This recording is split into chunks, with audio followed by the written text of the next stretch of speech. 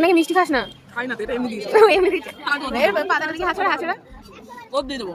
তাহলে কি আমিও শ্রাদ্ধ বাড়ির ব্লগ শুরু করলাম? তো ভিডিওটা শুরু থেকে শুরু করা যাক।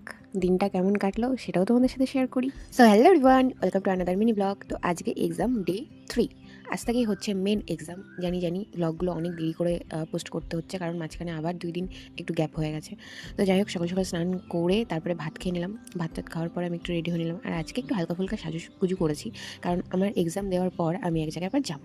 তো সেটাও কিন্তু ব্লগের মধ্যে লাস্টে থাকছে, সেটা অবশ্যই দেখো। একটু ইন্টারেস্টিং ব্যাপার, আমি কোনোদিনও এরকম জায়গায় গিয়ে ব্লগ করিনি।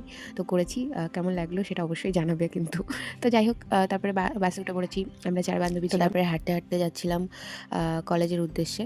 আর অনেকেই যাচ্ছিল টোটো করে। তো আমার একটা বান্ধবী সবসময় বলে যে এই যে যারা টোটো করে যাচ্ছে তারা কিন্তু লাস্টে পৌঁছাবে, হেঁটেই তাড়াতাড়ি যাওয়া যাবে, কারণ ভিড় থাকে। টোটোগুলো তো বেরোতে পারে না ভিড়ের মধ্যে, বাট আমরা এদিক ওদিক দিয়ে বেরিয়ে যেতে পারবো। তো তারপরে অনেক ভিড় ঠেলে এক্সাম হলে পৌঁছেছি। তো এখানে এসে এই যে আমার সখীকে পেয়ে গিয়েছি। আমার সামনে অলওয়েজ বসে, সেই কেজি স্কুল থেকে। ওর নামও পিয়ালি বিশ্বাস, আমার নামও পিয়ালি বিশ্বাস। তো সব সময় পরপর বসি, না হয় আমি আগে ও পেছনে, না হয় ও আগে আমি পেছনে। তারপরে এক্সাম দিয়ে বেরিয়ে পড়লাম। আর এখানে মানে রানাঘাট কলেজের স্টুডেন্ট গার্লস আর কল্যাণী ইউনিভার্সিটির মনে হয় বয়েজ এসছে।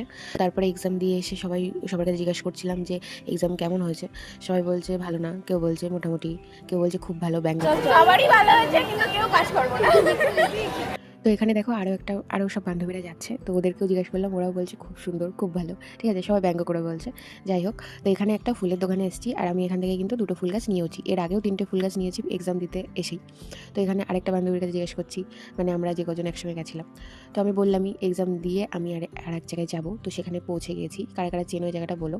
আমি এসেছি আমার পিসি বাড়ি, এটা হলো আমার পিসির মেয়ে। তো ওর ঠাকুমা মারা গেছে, তো সেখানেই এসেছি। হ্যাঁ গাইস, এটা শ্রাদ্ধ বাড়ির ব্লগ। মানে ওরকমভাবে করিনি আমি খেতে বসে গিয়েছিলাম, কারণ সেই সকালে খেয়ে বেরিয়েছিলাম। আমার খুব খিদে পেয়ে গেছিলো। আমার মাও আমার জন্য ওয়েট করেছিল। তো মা আর আমি খেতে বসেছি। টুকি আমার খুব ভালো লাগে না। তা ভালো লাগে। তোরা ভালো লাগে। এই তুই নাকি মিষ্টি খাস না? খাই না তো, এটা এমনি দিয়েছে। এমনি দিচ্ছে। এর পাতাটা দেখি হাঁচড়া হাঁচড়া। ও দিয়ে দেবো।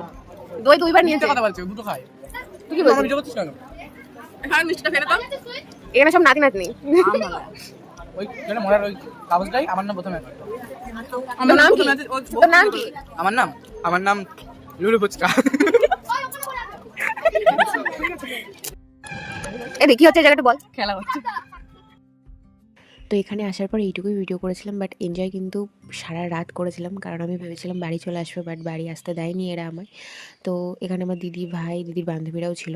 তো বাই বাই।